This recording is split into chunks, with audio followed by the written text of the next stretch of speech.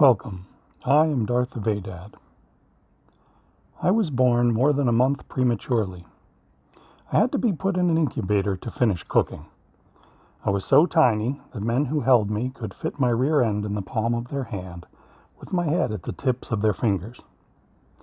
It wasn't an easy way to start life, but as a result of my early arrival, I share a birthday with a very well-known and influential person, Dr. Martin Luther King, Jr. Growing up, I wanted to learn more about Dr. King than the little bit I was taught in school. I read about him and his legacy of nonviolent protest, and he became a hero to me, a white boy from a lower to middle class family. I like to talk about comic books in many of my videos. A lot of superhero comics are made for and about white men. But comic books have also included stories about social issues. Books starring the X-Men have long been used to examine racial tension and injustice, with mutants standing in for Black Americans. Characters like Storm, Black Panther, Luke Cage, Jim Rhodes, Monica Rambeau, Cloak, and the Falcon were featured in many of the comics I read as a Marvel fan in the 1980s. In fact, Storm was leading the X-Men even when she didn't have powers, and Monica Rambeau led the Avengers for a time.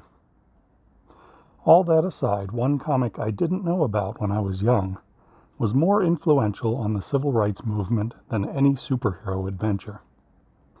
Published in December of 1957, Martin Luther King and the Montgomery Story was a 16-page comic book made by an organization called the Fellowship of Reconciliation.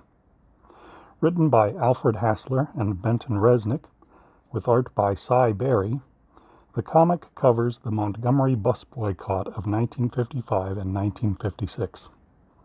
Among its heroes are Martin Luther King Jr., Rosa Parks, Ralph Abernathy, and a character named Jones, who represents the rank-and-file civilian protesters who took up the cause of civil rights in Montgomery, Alabama.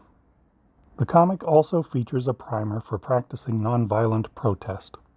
It presents Mahatma Gandhi's independence movement in India as an inspiration for Dr. King and other civil rights leaders, and repeatedly stresses the importance of countering violence and hate with nonviolence and love.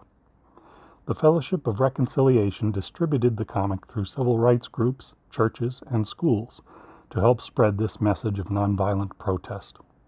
In the opening paragraph, the comic points out that the protesters in Montgomery accomplished their goals without bullets. They were faced with physical and verbal attacks. They suffered bombs and shotgun blasts. It was hard not to fight back, but because they succeeded, they changed many hearts and minds. In more recent years, Congressman John Lewis was inspired by Martin Luther King and the Montgomery Story, which he read as a teenager, and helped create the graphic novel trilogy March, based on his own experiences in the civil rights movement. Sadly, there is still so much work to be done in the United States before people of color will be truly treated as equals. One way to bridge the gap is to learn to see each other as people and individuals, not as skin color or the clothes we choose to wear, or the jobs we have or the places we live. It is much harder to treat someone as less than human if you get to know them.